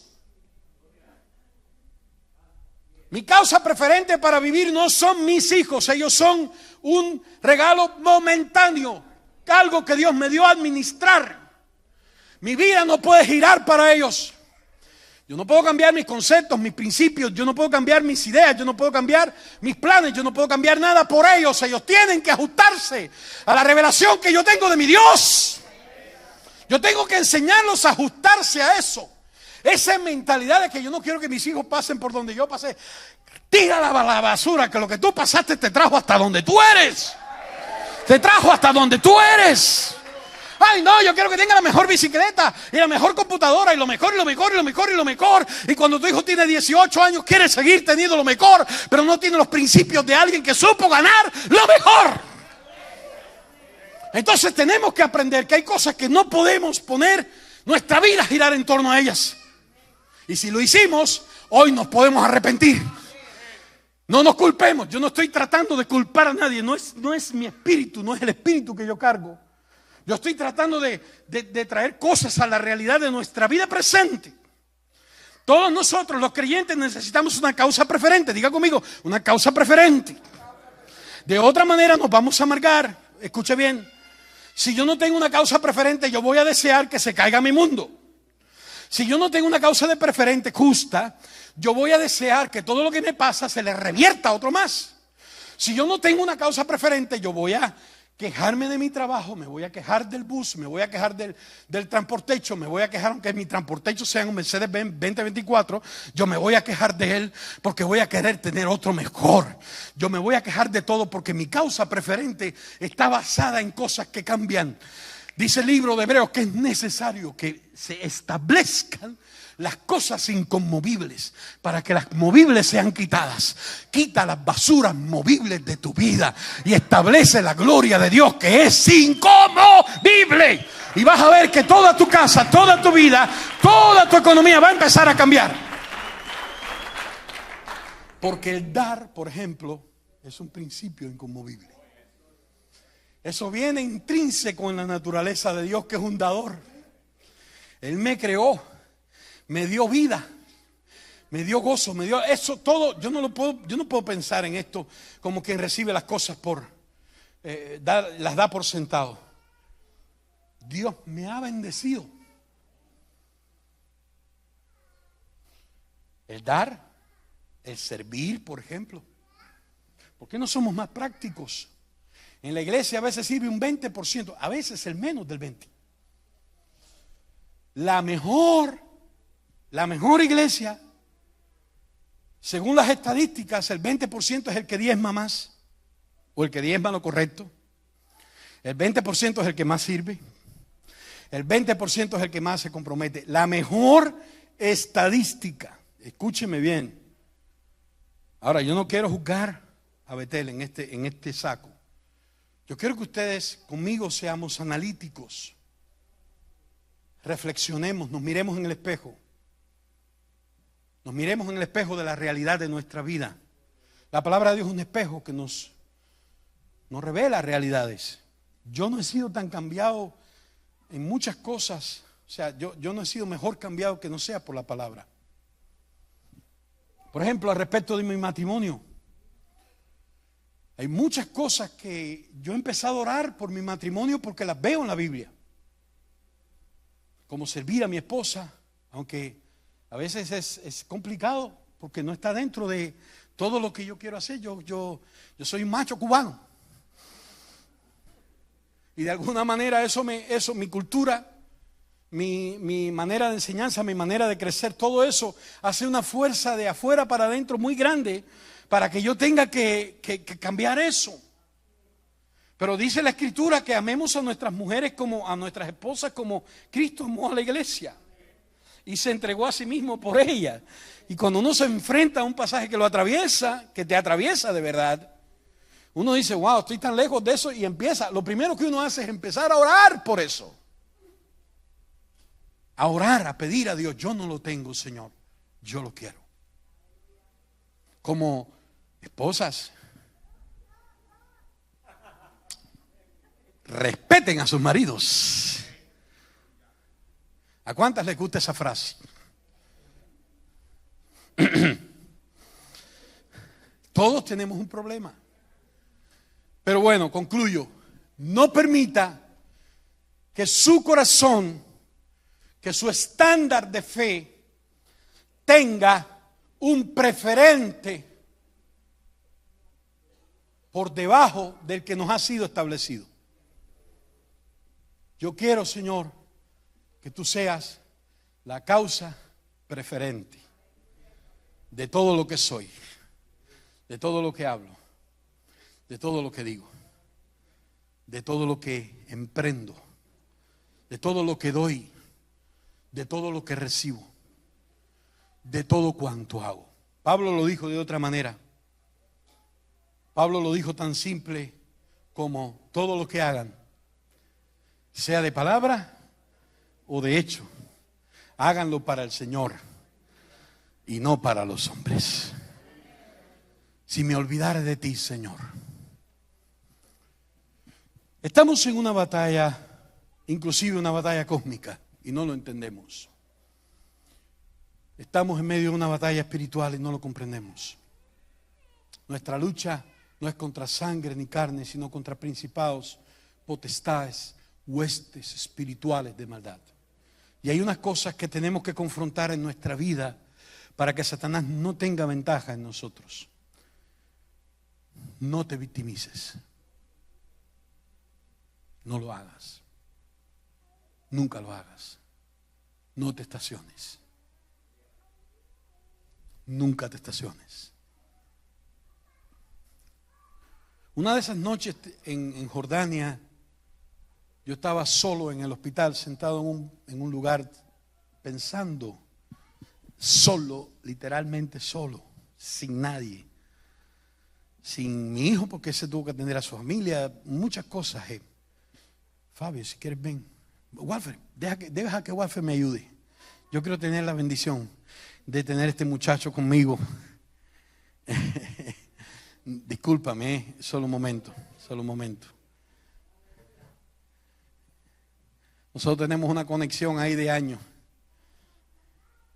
Hemos estado juntos por mucho tiempo y aprecio la amistad de esta gente tanto que Dios sabe, Dios lo sabe, y lo pongo a él como testigo. Pero esa noche yo estaba divagando en tantos pensamientos, sobre todo los pensamientos lógicos que decimos, bueno, ¿qué sentido tiene esto, Señor? Yo quisiera encontrar algún sentido para esto, para este problema. Y estaba divagando en todos mis pensamientos. Tenía tiempo, tenía suficiente tiempo. Tenía a mi esposa muerta en una habitación en coma. Y estaba yo en la noche, que a veces me iba a caminar por el hospital, o a veces estaba ahí durmiendo en una silla al lado de ella. Y el Espíritu Santo susurró una palabra dentro de mi corazón.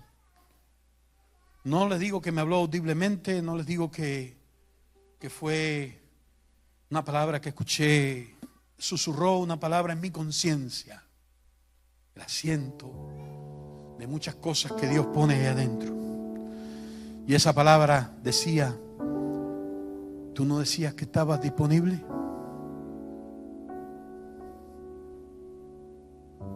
¿Tú no me dijiste que estabas disponible?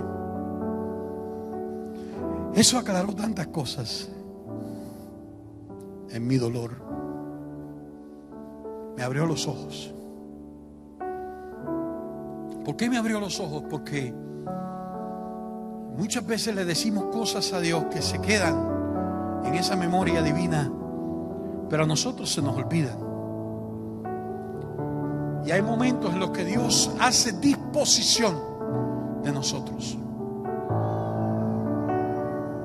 para lo que sea. Y nosotros no entendemos lo que está haciendo. Y eso hizo que me relajara y que pensara nuevamente que yo tenía una causa preferente para vivir. Iglesia de Betel, Queridos hermanos, queridos amigos que están aquí en este día, establezcan una causa preferente. Si ya la perdieron, restablezcanla. Si de alguna manera se desvirtuaron o se desviaron, se les perdió la brújula, regresen. Porque esto es parte de la renovación. Una renovación continua requiere de que yo tenga una causa preferente para vivir. Que yo tenga un punto de partida y un punto de llegada. Y que ese punto se vuelva a renovar. Pero para que se renueve de esa manera tiene que ser algo que no sea temporal. Tiene que ser algo que no sea momentáneo. Tiene que ser algo que no sea de un domingo. Tiene que ser algo que sea eterno. Y ese es el Señor. Ese es el Señor. Yo ahora le quiero hablar a hijos de Dios, como lo he estado haciendo desde el principio, pero quiero que esos hijos de Dios digan: ya no me voy a victimizar más. No lo voy a hacer.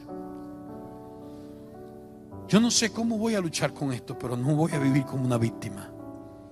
Ya no me voy a estacionar más.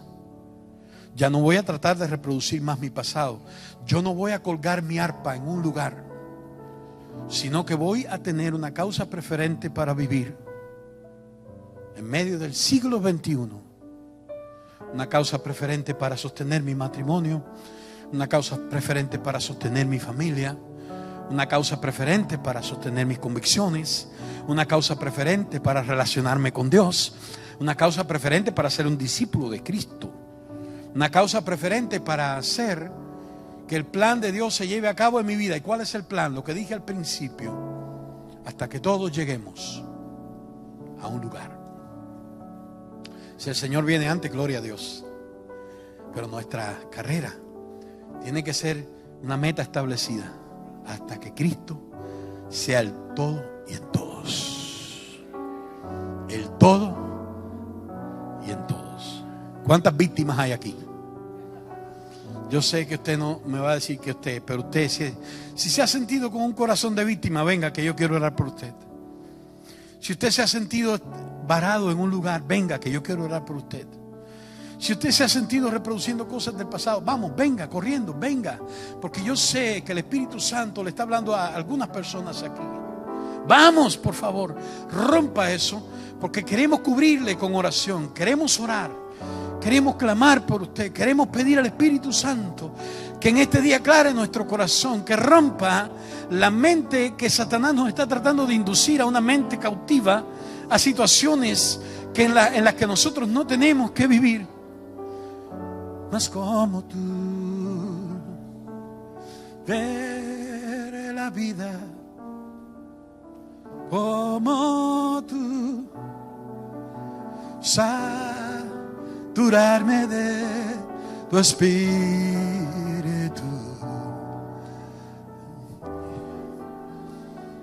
Vamos, tu amor.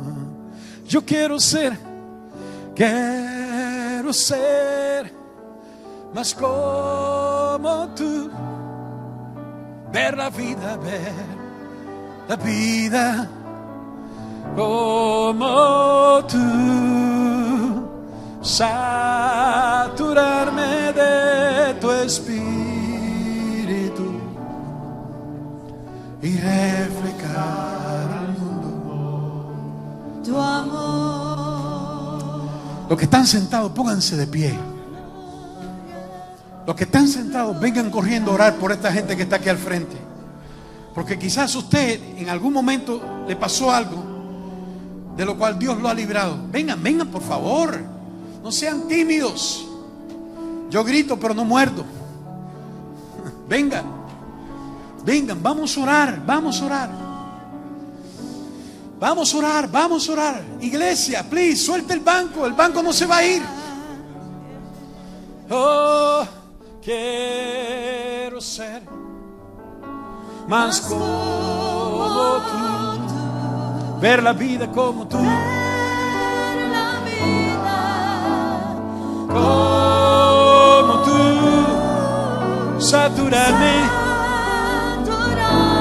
de tu espíritu reflejar al mundo tu amor. Una vez más, dígaselo al Señor. Quiero ser más como tú. Vamos, por favor, oren. Pongan sus manos sobre mis hermanos. Saturarme de tu espíritu y reflejar al mundo tu amor. Quiero ser más como tú, ver la vida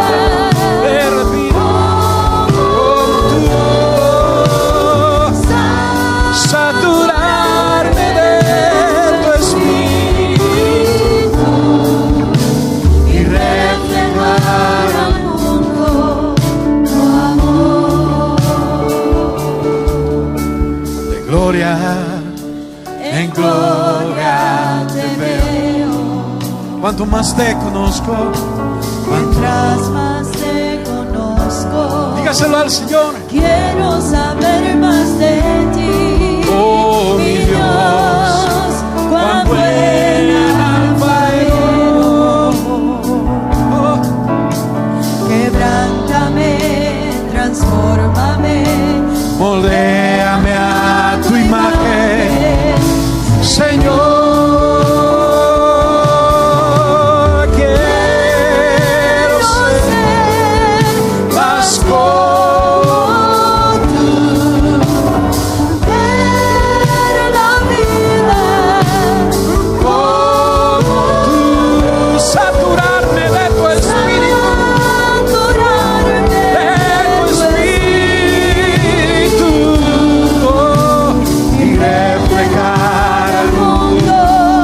tu amor.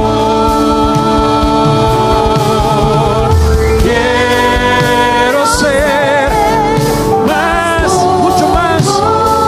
mucho más como tú. Ver la vida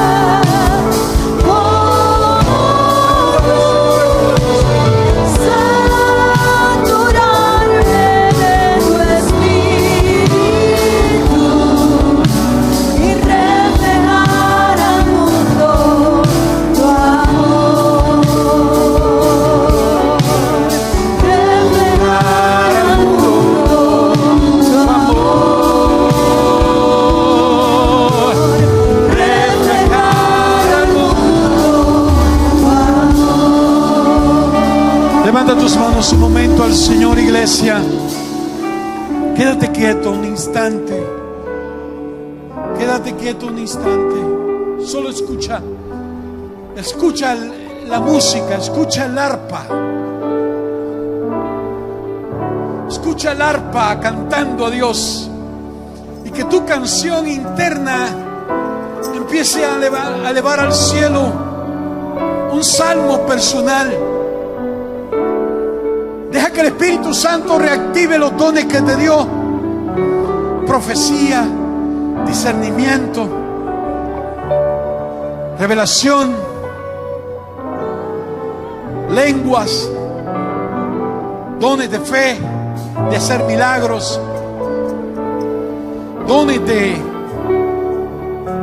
discernimiento. Vamos, levanta tus manos, porque Dios, el Dios que nos está trayendo en esta transición, nos va a hacer prosperar en la tierra de los extraños. Escúchelo bien.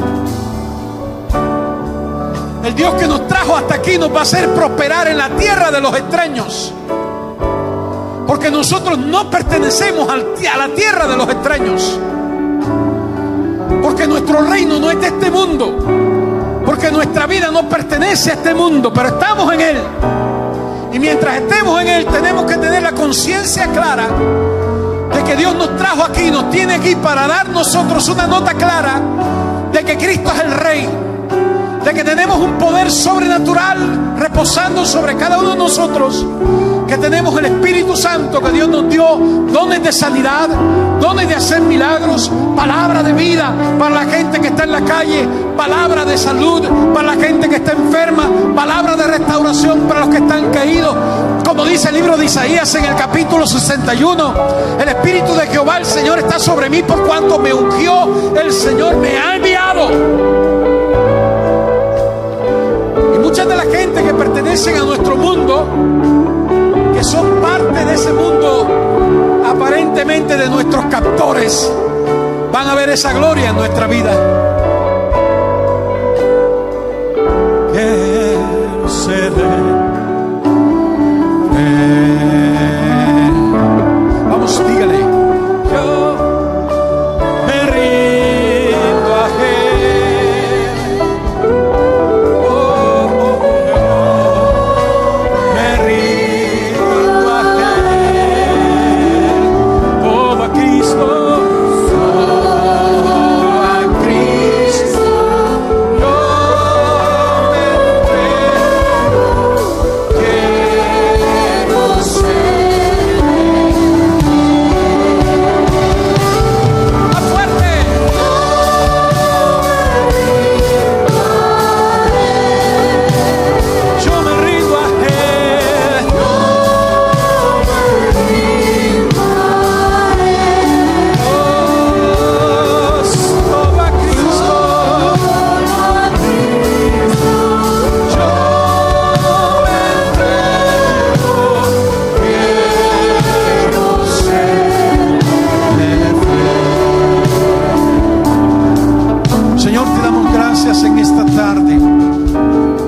Bendice esta casa, bendice a Ángel y a Naibí, a sus hijos, a sus ministros que ministran aquí esta casa, a los líderes, a los que pastorean, a los que enseñan, a los que presiden, a los que reparten, a los que administran, a los que ministran, a los que luchan por la salud espiritual de los otros. Bendice esta congregación, bendice a cada hermano, a cada oveja, bendice a cada siervo tuyo. Te pido que tu Espíritu Santo traiga un avivamiento sobre este lugar, que nos haga despertar a la realidad que tú eres la causa preferente de vivir, de hablar, de cantar, de predicar, de enseñar, de andar. Que nos guíe a esa realidad, Señor. Que los días próximos traigan un despertar. Despiértanos. Despiértanos.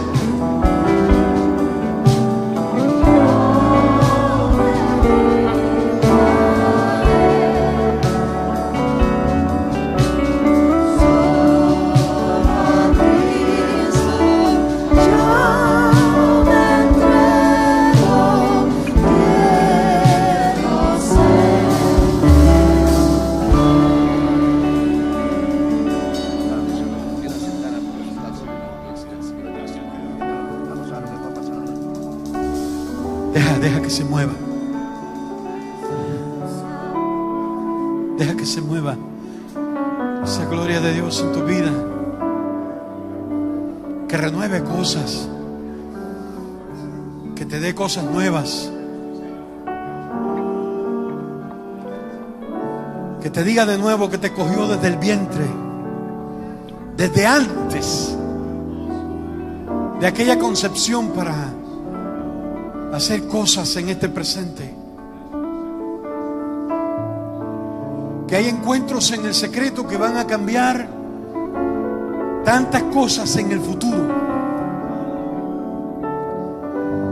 Que va a haber como un llamado de atención, como Moisés vio la zarza en el monte y dijo: yo voy a ver qué es eso.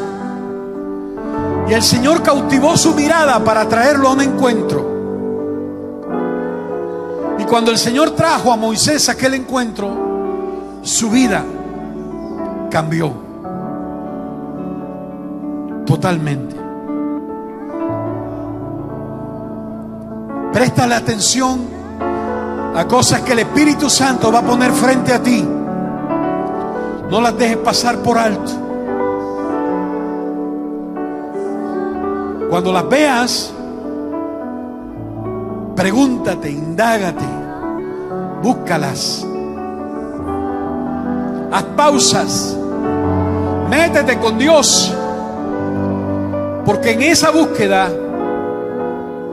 el Señor te va a llevar a una nueva dimensión y va a ser como miel para mucha gente. Va a ser como miel para mucha gente. Va a ser como miel para mucha gente. Adore al Señor, adore al Señor. Deje que el Espíritu Santo se mueva.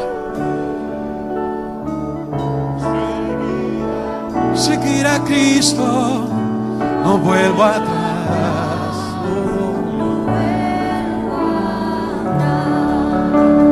Dígalo, no. Yo he decidido seguir a Cristo.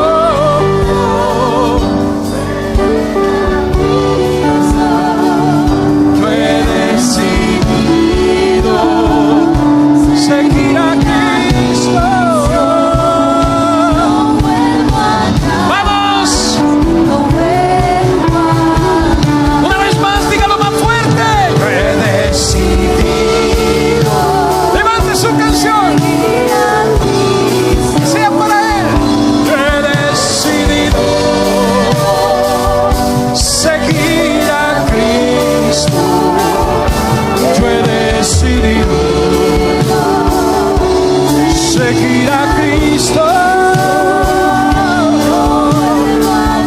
No vuelvo atrás.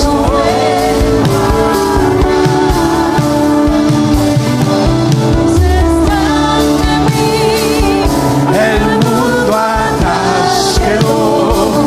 La cruz está ante mí. El mundo atrás quedó.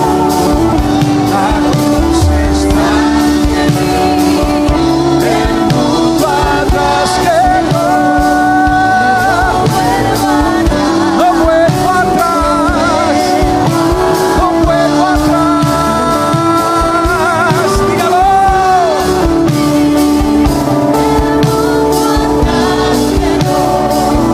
La cruz está ante mí. El mundo atrás quedó.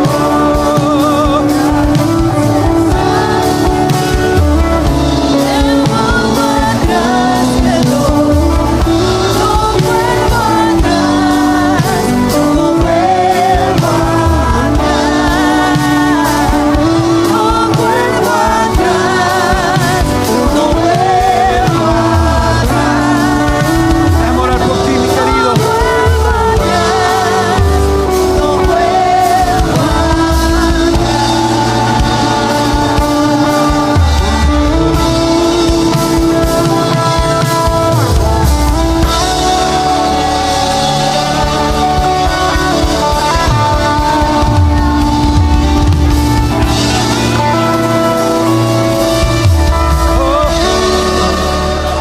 Dice el libro de Ezequiel que Ezequiel estaba junto al río Quebar. Ellos estaban o habían sido llevados cautivos en aquel grupo de sacerdotes. Ezequiel era un sacerdote. Escucha esta palabra, amigo. Ezequiel era un sacerdote que fue arrancado de su tierra y fue llevado a Babilonia. Y muchas de sus palabras proféticas son desde ese lugar. Él estaba en Babilonia, pero él estaba deprimido. Él tenía una tristeza profunda en su corazón, como este cautivo del Salmo 137, donde no entendía algunos de los procesos que estaba pasando. Y en medio de aquel proceso, dice que una luz de Dios se le apareció en el río Quebar. Y el Señor le dijo: párate sobre tus pies. Pero él sentía que sus pies eran débiles. Y el Señor fortaleció sus pies. Porque el propósito, el plan de Dios no se había terminado con él. Él le había dado un término porque pensaba que ya no tenía sentido en este momento de su vida servir a Dios. Pero Dios lo volvió a despertar junto al río Quebar. Y cuando Ezequiel se puso en pie, el Señor le dijo: yo estoy contigo. Yo estoy contigo.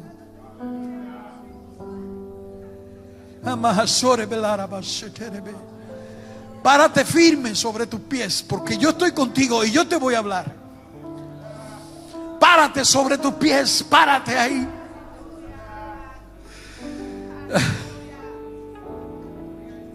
Le pido al Espíritu Santo, al Dios Todopoderoso, que le dé fortaleza a tus pies en este momento, para que te pares firme y para que escuches la palabra de Dios referente al tiempo presente, para que el espíritu de culpabilidad y las cosas que el enemigo ha estado usando para mantenerte en un estado inerte se acaben, se terminen.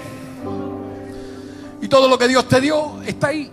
Todo lo que Dios te administró está ahí. Todo lo que Dios te compartió está ahí. Párate sobre tus pies, te dice el Espíritu Santo en este día. Porque hay muchas cosas que decir. Porque hay muchas cosas que enseñar. Y las cosas que tú no tienes control, te dice el Señor: yo tengo control sobre ellas. Yo tengo control sobre ellas. Alguien ore por él, por favor. Alguien lo abraza. Alguien lo abraza. Vamos, cúbrenlo con un abrazo lindo. Es el abrazo de nosotros. Yo no sé si recuerda que cuando yo comencé a predicar yo hablé de nosotros. Porque una de las cosas que más bendice a un creyente es el espíritu de nosotros, de todos nosotros. Cuando alguien se cae, cuando alguien se lastima, cuando alguien peca, cuando alguien sufre, cuando alguien llora. Escuche esta palabra, porque le dije hace un rato que yo estaba en un hospital y no había cosa que me reconfortara más a mí que esa palabra, nosotros. Porque tanta gente me escribía, me hablaba en la distancia a través de internet, me decía: estamos contigo, estamos orando. La primera vez que mi hijo y yo bajamos a la oficina de finanzas, tuvimos que pagar $14,000 en tarjetas de crédito porque no teníamos dinero para pagar por mi esposa. Entonces a mi problema se añadió otro problema. Yo no tenía dinero para pagar el problema que tenía. Sin embargo, Dios, el mismo Dios que me dijo en aquella sala: tú no me dijiste que estabas disponible. Ese Dios nos suplió $52,000. Y fue el espíritu de nosotros. Óigalo, la gente de internet, si están todavía grabando, para que me escuchen, porque yo estoy muy agradecido. Fue el espíritu de nosotros. No fueron mis amigos solamente, fue la iglesia. Fueron montones de gente alrededor del mundo que nos enviaron dinero, inclusive de países como Cuba, de familias que yo sé que no tienen dinero para pagar sus rentas en el mes. Nosotros pagamos $52,000 porque el Dios de la gloria tocó a nosotros, a los que hemos estado pasando por batalla juntos, a los que hemos estado en medio del dolor juntos, a los que hemos cantado en los ríos de Babilonia, pero que todavía estamos en pie diciendo: yo tengo una causa preferente, y esa causa preferente es el Dios de mi vida. Regalen un aplauso a Él en esta hora. Ha sido